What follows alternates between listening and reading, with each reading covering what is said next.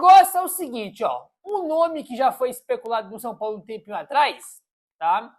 Que é um volante aí do Internacional, que o São Paulo segue de olho, até porque a partir de hoje, 1º de julho, ele já pode assinar um pré-contrato, é o Thiago Maia, tá? Que já foi especulado aí, como eu falei, alguns meses atrás aí no São Paulo. Tá aí, ó. Informação que traz o blog do São Paulo. O São Paulo acompanha com atenção a situação do volante Thiago Maia do Internacional. Com a renovação contratual travada, o jogador poderá assinar um pré-contrato com qualquer outro clube a partir do dia 1º de julho, mais conhecido como hoje, caso não chegue a um acordo com a diretoria colorada. Segundo informações da imprensa gaúcha, o Inter apresentou uma proposta de renovação antes da pausa para as férias, mas ainda não recebeu nenhuma resposta do staff do atleta.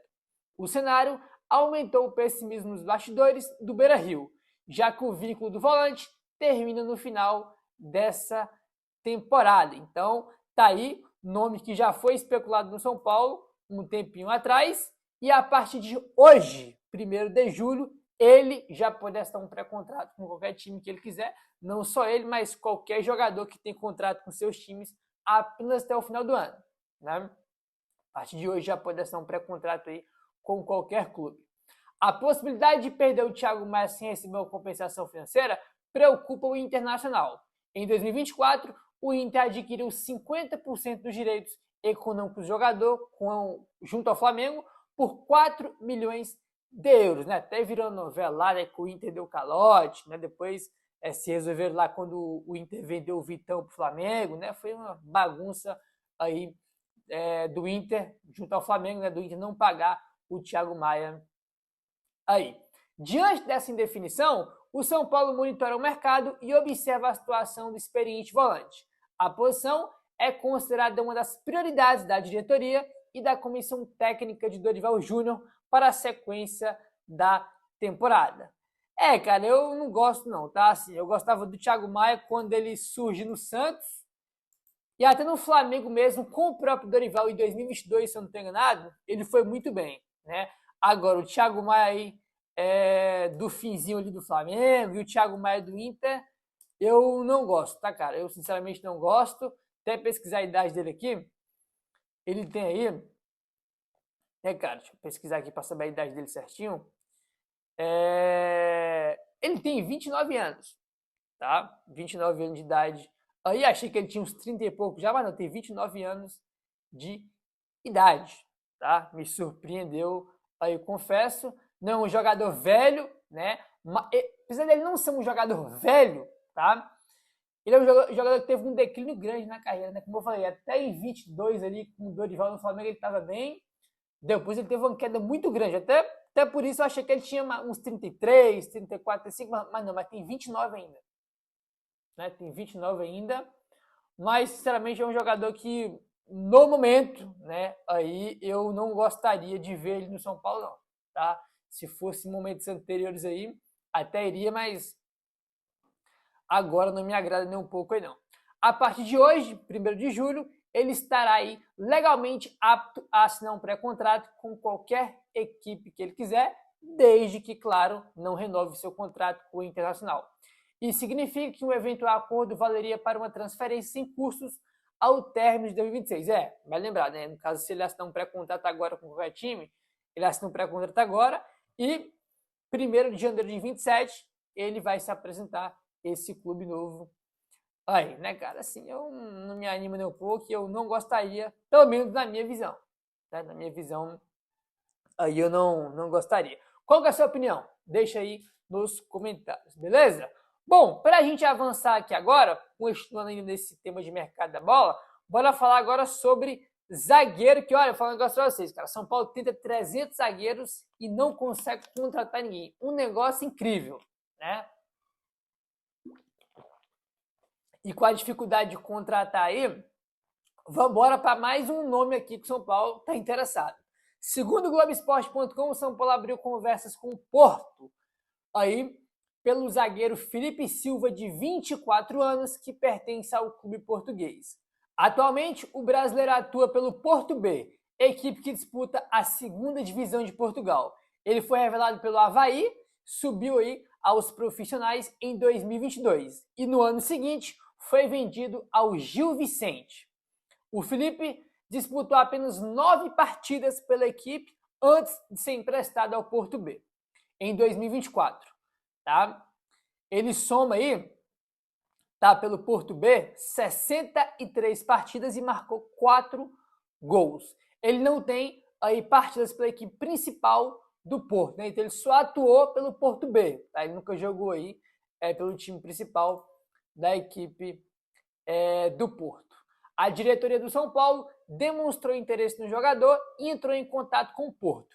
Ainda não há uma proposta, mas os dois clubes discutem possíveis modelos da negociação. O Porto não pretende emprestar o zagueiro e só aceita negociá-lo em definitivo. Tá? Então aí já é uma questão para o São Paulo.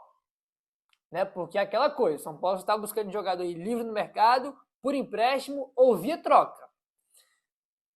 E o Porto não quer emprestar, só quer vender. Aí que tá, o São Paulo vai comprar o Felipe Silva aí do Porto? Essa aí já é uma questão. Né? O Gé ressalta que isso que eu acabei de falar, o São Paulo evita investir em contratações nessa janela e prioriza jogadores por empréstimos ou livre no mercado. Essa é uma questão. Né? Essa é exatamente a questão aí. O São Paulo até colocou grana aí na mesa para o Hoffenheim para liberar o Arthur Chaves e mesmo colocando grana, o São Paulo não conseguiu fechar com o Arthur Chaves. Entendeu? Então, essa aí já é a questão. Se o Porto não aceitar emprestar, vai ser improvável imaginar que o São Paulo consiga trazer aí o Felipe Silva. Não conheço, tá? Ele jogou aí no Avaí, subiu, né? Avaí, Gil Vicente, Porto B. Nunca jogou no time principal do Porto. Então, assim, cara, não tenho aí como avaliar o jogador, né? Se ele é bom, se ele é ruim, o ponto forte dele é esse, o ponto fraco é esse. Tem que melhorar nisso, ele é bom nisso. Sinceramente, não sei porque eu não vi ele jogar aí, né, rapaz? Então, vamos aguardar para ver se o São Paulo vai conseguir aí trazer o jogador. O fato é, uma das prioridades do São Paulo no mercado é o zagueiro, entendeu? Mesmo com a Arboleda reintegrado, a prioridade segue buscar um zagueiro no mercado. Aí tentou já 300 nomes, nenhum conseguiu. Novela com o Arthur Chaves, 3 propostas, não conseguiu. Novela com o Domingos Duarte, né? Tentou quando o Rui Costa estava lá, o Rui Costa saiu, voltou a conversar, voltou a negociar, até agora nada de confirmar a contratação. E agora parte para outro nome aí, que é o do zagueiro do Porto B, o Felipe Silva, né, cara? 300 nomes aí, os caras não conseguem contratar ninguém. É um negócio incrível, né, bicho? Não conseguem contratar ninguém. É um nível de incompetência, assim, que você fica incrédulo, né, cara? Assim, é muita ruindade, gente. É muita incompetência para uma diretoria só. É muita incompetência para um lugar só. Olha, é difícil, viu, cara? Muito difícil. Aí, muito difícil. Olha, esperar alguma coisa desses caras aí. Olha, né? Vamos mudar de assunto aqui, que é melhor. Vamos mudar de assunto aqui, que é melhor. Seguinte, outro nome também aí que ganhou força nos últimos dias no São Paulo, agora voltando a falar de volante, já que a gente falou sobre o Thiago Maia, bora falar agora sobre o Rodrigo Dourado, tá? Porque o Rodrigo Dourado, ele é um plano B em relação ao Newton, né? Como todo mundo sabe, o São Paulo está interessado no Newton, não é de agora. Só que outra negociação que está muito difícil. Então o São Paulo é tão incompetente, não consegue fechar com ninguém, que já está no plano C, D da zaga, que é o Felipe Silva, e já está no plano B também, que é o Rodrigo Dourado, em relação ao Newton. Segundo o Alexander Vieira, o Rodrigo Dourado ganhou força aí nos bastidores do São Paulo, caso a negociação por Newton não avance. O Rodrigo Dourado voltou ao radar do São Paulo e ele é visto como uma alternativa ao Newton do Botafogo. O jogador foi oferecido anteriormente e o São Paulo aí, né, cara, e o nome voltou a ganhar força aí e agrada por se encaixar nas condições financeiras buscadas pelo clube para a posição. Então, é isso, né, cara? Tipo, a gente fala sobre, que tal o jogador não deu certo, então parte plano B, plano C, plano D, tenta 200 jogadores até ver se consegue fechar um. Né? Já tem informação que o Newton estava mais avançado, negociação perto de fechar, e o Rodrigo Dourado agora é o plano B, uma alternativa, né, em relação ao Newton Aí, né, a zaga já está no plano, sei lá, no plano C, D, né? E agora tem aí o Rodrigo Dourado. O Rodrigo Dourado tem umas características semelhantes com o Newton, né? Que é o jogador que o São Paulo quer. Aí, olha, eu vou te falar, cara, falar de notícia de São Paulo sobre o mercado da bola é uma tristeza e uma chatice enorme, né? Porque tudo vira novela, aí tenta 3 jogadores não consegue nenhum, aí tenta outro. É muito chato falar sobre o mercado no São Paulo. Acho que a gente está há 2 meses falando dos mesmos jogadores, né? Só que a culpa não é minha, a culpa é da diretoria, né? Que não tem competência para fechar a contratação, aí vira novela, né? Vira aquele negócio chato. É claro que negociação não é simples de ser fechada, mas no São Paulo é tudo mais difícil, cara. Por quê? Porque são incompetentes, entendeu?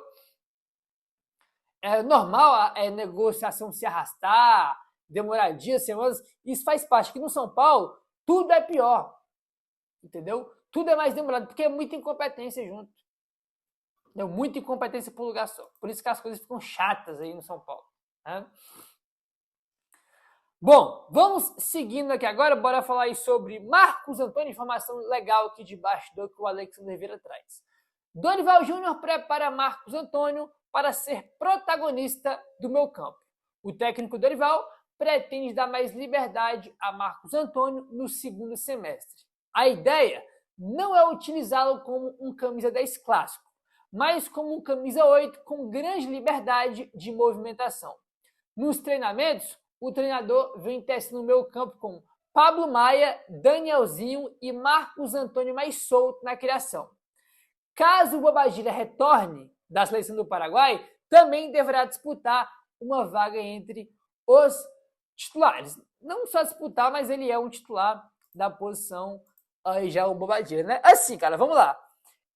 O Dorival pretende dar mais liberdade para o Marcos Antônio, não como um camisa 10 clássico, né? Mas como camisa 8 com grande liberdade de movimentação.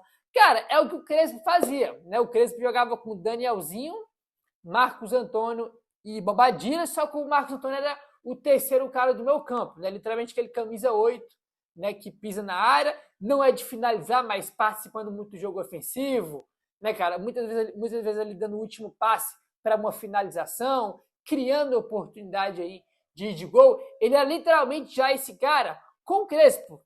E o Crespo potencializou o Marcos Antônio. A melhor versão do Marcos Antônio no São Paulo foi essa versão com o Crespo, com ele sendo um jogador com muita liberdade, sendo o cara criativo do time. Se o Dorival conseguir fazer isso que o Crespo fez, vai ser ótimo, porque vai conseguir recuperar aquele Marcos Antônio que foi o melhor que a gente viu com o Crespo.